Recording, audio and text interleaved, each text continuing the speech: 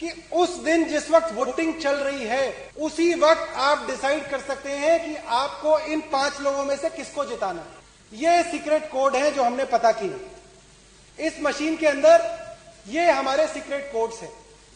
अगर आपको आम आदमी पार्टी को 10 बजे तय कर लिया आपने कि अब आम आदमी पार्टी को जिताना है और जितने भी वोट आप 10 बजे के बाद डलेंगे वो सीधा झाड़ू पे डलेंगे, तो आप ये कोड डालेंगे इसके अंदर 1 2 3 4 1 2। और अगर आपने 10 बजे तय कर लिया है कि अब आपको बीजेपी को जिताना है और अब जो जो वोट इस बूथ के अंदर डलेगी, बटन चाहे कोई भी दबे, वो वोट सिर्फ और सिर्फ कमल पे जाएगी, तो उसका कोड है 1 2 3 4 1 4। अगर आपको बसपा को जिताना है तो अलग कोड है, कांग्रेस को जिताना है तो अलग कोड है, समाजवादी पार्टी को जिताना है तो अलग कोड है। कैसे हम चाहें कि अब जितने भी वोट 10 बजे के बाद डले वो सारे के सारे बीजेपी पे जाए।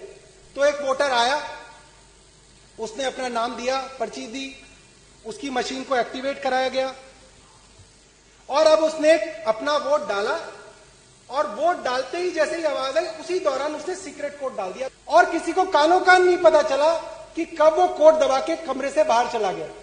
हम अपने उदाहरण के लिए मान लेते हैं 10 बजे के बाद 10 वोटर और आए और 10 वोटरों ने अपनी वोट झाड़ू पे डाली। 10 2 3 3 2।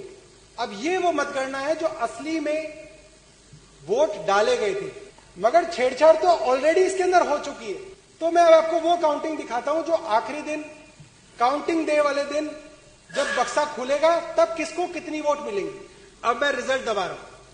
टोटल वोट 19, पहले कैंडिडेट को 2, दूसरे को 2, तीसरे को 11, मुबारक हो सिरसा जी, चौथे को 2, पांचवें को 2, छठे को 0, सातवें को 0, आठवें को 0, नौवें को 0।